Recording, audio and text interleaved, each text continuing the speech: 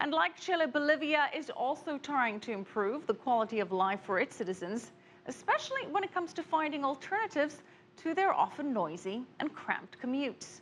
Dan Collyns reports on a government solution that's literally miles above the rest.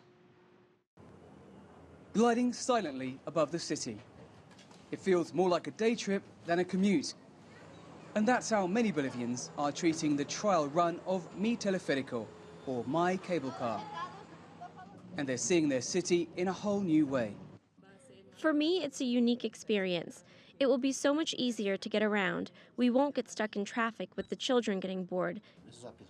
It's faster. There's no traffic, no street protests or roadblocks up here. It seems to be the optimum solution. This cable car has transformed the skyline in this steep, compact city, and it's set to transform the lives of tens of thousands of commuters who navigate on a daily basis the traffic-choked roads between up there in El Alto and down here in La Paz. It's a far cry from the usual rush hour experience between these two neighbouring cities of around 1 million people each.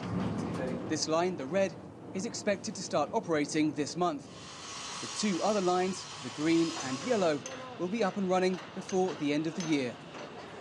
At capacity, the system should be able to transport some 18,000 passengers per hour over nearly 11 kilometres. That will make it the longest urban cable car system in the world. In a city like La Paz, with this vertical difference, a metro system is not possible. They cannot simply operate because of the slope.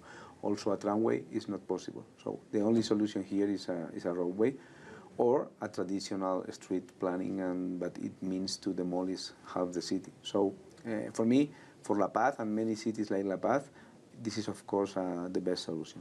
Costing around $234 million, it runs on electricity, leaves a small urban footprint, and was built in little more than a year. Cable car systems like this already operate in Venezuela, Colombia and Brazil, and tend to link low-income neighbourhoods to city centres. At 12 passengers per car, it won't be a mass public transit system, but it could be a lifeline for those living at the higher altitude.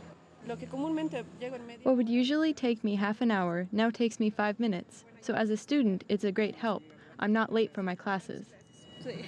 The big question now is how much will a ride on this cable car cost? Dan Collyns, CCTV, La Paz. Just ahead on BizAsia America, we'll be speaking to one of the world's most renowned economists about the global economy and get his views on income inequality and how that could result in a bleak future for the rest of the world. That's just after the break.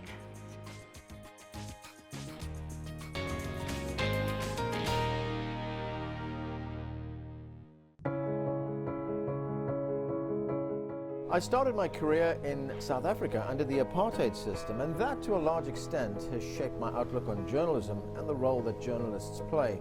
We were a pretty driven bunch at the time in our search for justice, for accountability, for the truth. We didn't want to be bulldogs all the time, but